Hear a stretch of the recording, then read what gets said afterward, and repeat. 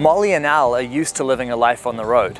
For years they travelled around in their house bus until they found their wonderfully idyllic slice of New Zealand heaven. Today I'm catching up with them to see where this incredibly nomadic couple have decided to put down roots.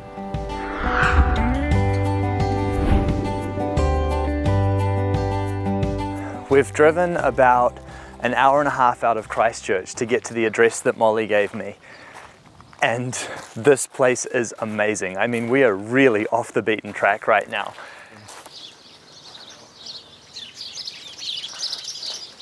Guess I just ring the bell.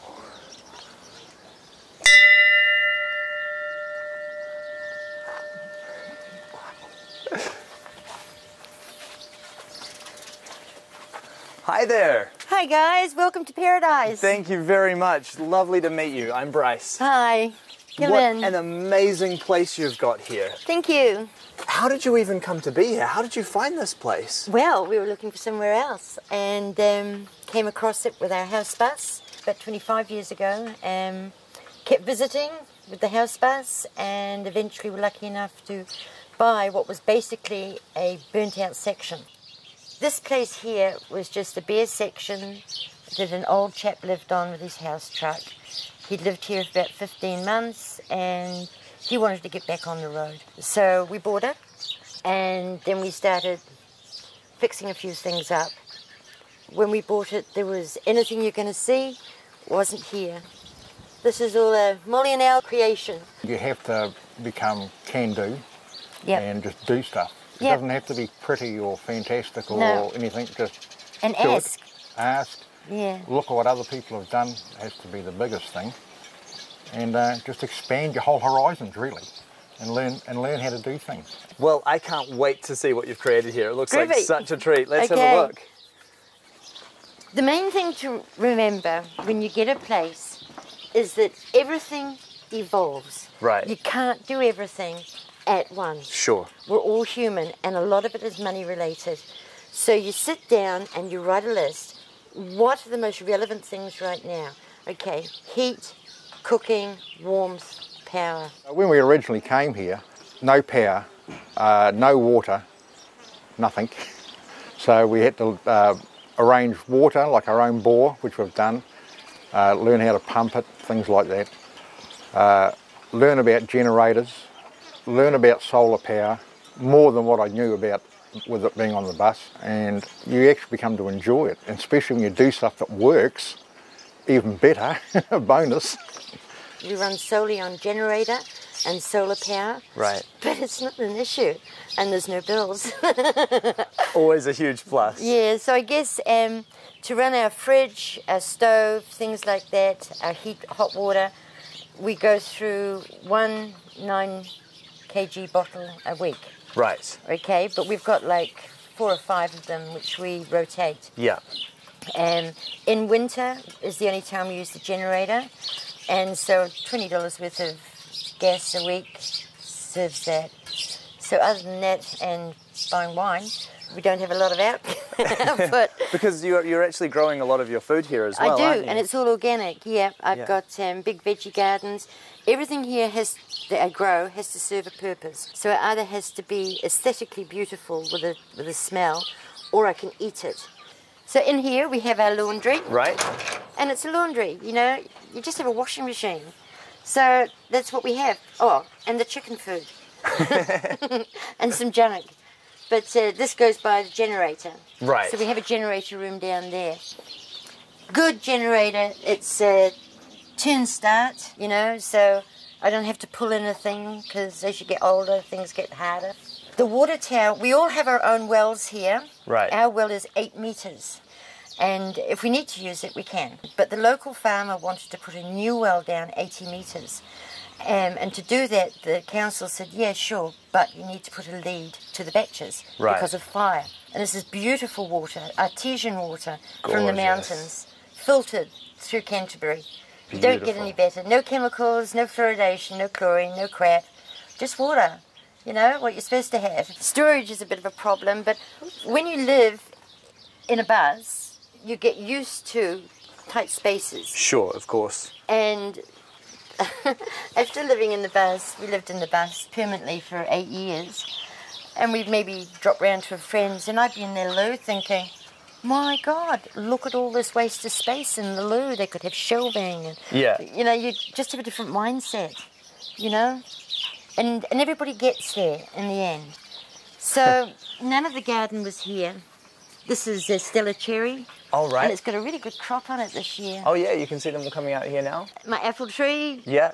This is an ornamental cherry. Beautiful. And over there is a crab apple that we grow for the wax eyes. There was only 2 pairs of wax eyes when we came here.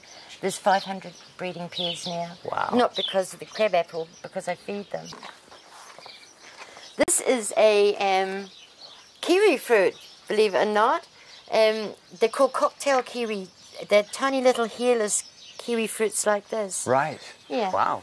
So this is our bedroom. This used to be my workshop studio. We have dog beds because our dogs sleep with us. Right, fair enough. But to be honest, once you're in bed, how much space do you need? You know? Really not much at all. No, no. This is 4.2 metres long by 2.4 metres wide, so that if necessary, the piles can be cut off, the veranda can be cut off, and it can be put on a truck. Yeah. So through this window here is our garage with my car. All right. And one of my cats. And what a cute car. Yeah, it's a 1971 Morris Minor. It's all been done up. It's immaculate. And I use it every day. Come and have a look at the bathroom. Okay. I love our bathroom. This is really cute. It's awesome. He did a great job. He certainly did. He's wired it all up. So we've got lighting. Oh, yep, the LED lighting up there. Yeah, and I put in, like, I have an artistic input. For instance, I just bought off Trade Me a sunroof. I said, how about, I have a very patient husband, how about we put the sunroof in? Because I don't want to be in a little box. Yeah. So we've got a sunroof which gives us lots of light. And there it is. It's absolutely gorgeous. And this here is solar lighting. Oh, right. So the little panel's up there. And so at night time, we've got all this solar lighting. But the best thing here is I have a disco shower head. A disco shower head. Oh, baby, you've seen nothing yet. Right, so we'll just...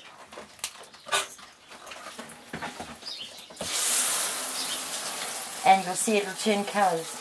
Oh, all the LED lights are in there are lighting up. Yeah. Oh, at night that would be stunning, It's awesome. $20 off Trade Me. Brilliant, brilliant. I'll tell you something. Hunt around the resource centres. Yeah. In New Zealand, we're so lucky. We've got so many resource centres, you know. Hunt around them. Take other people's ways. Turn them into things. This is an old shower door that I was given some coloured glass and I glued it on.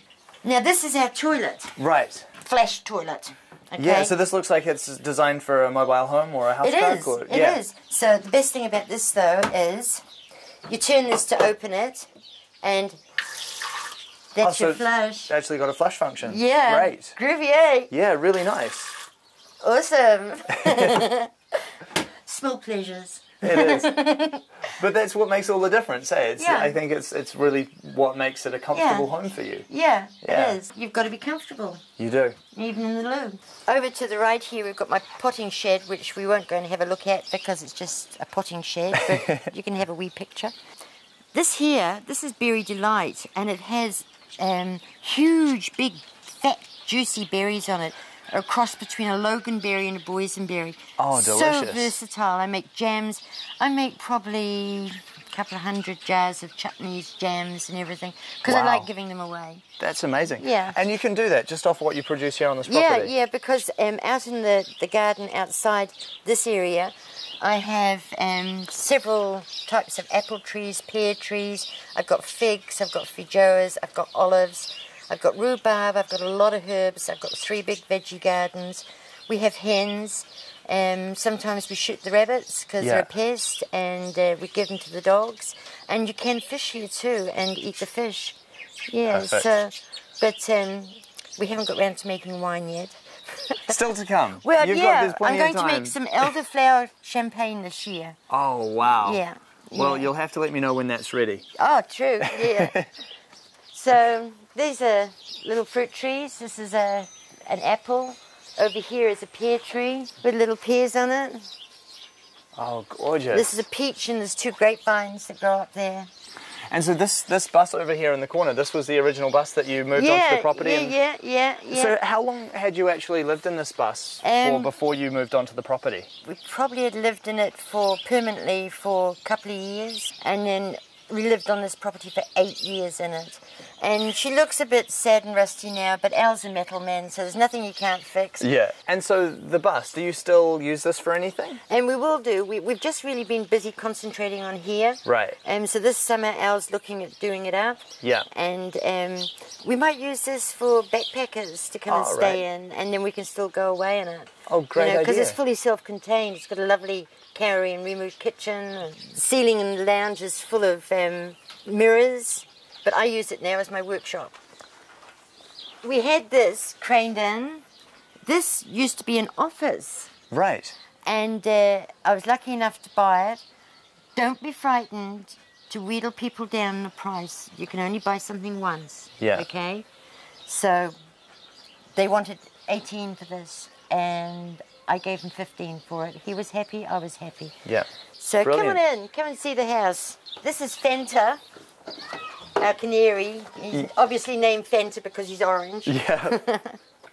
So this is our space. This place is so cute. Yeah. Isn't it just filled with so much character? We love it. Yeah, we absolutely love it. And don't be frightened how you have your home. It's your home, okay? You're the ones that live in it, you know? I think some people come here, most love it, but you get the odd person that thinks I'm a hoarder. I'm not a hoarder. I just love colour and I love vibrancy, you know, and I need them in my life, you know. I also like to cook. So there you go. This is a full gas stove. Right. They're quite hard to find, but persevere. I think I've cracked it with this one. So we've got the full burners on the top and an awesome grill. Oh, brilliant. Quite important to have a separate grill, and the oven's cool too. Plenty of space. Nice and easy. Yeah. So, this is the kitchen bench, and it's Arcadia wood. It's a lovely bench top, yeah. Cheap as chips, $79. We were going to put cupboard doors down here, but I kind of like the retro curtain look. I think it works. It's kind of quaint. You know, all the batches used to have that once upon a time.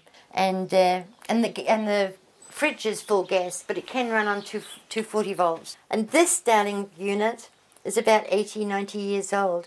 I've decoupaged it. Beautiful. Which is done with serviettes. Down here we have the old sugar and flour drawers. Oh, cute. Really quaint. That's really lovely. I keep dog food in them now. Yeah, great idea. Everything has a purpose. Absolutely. Yeah.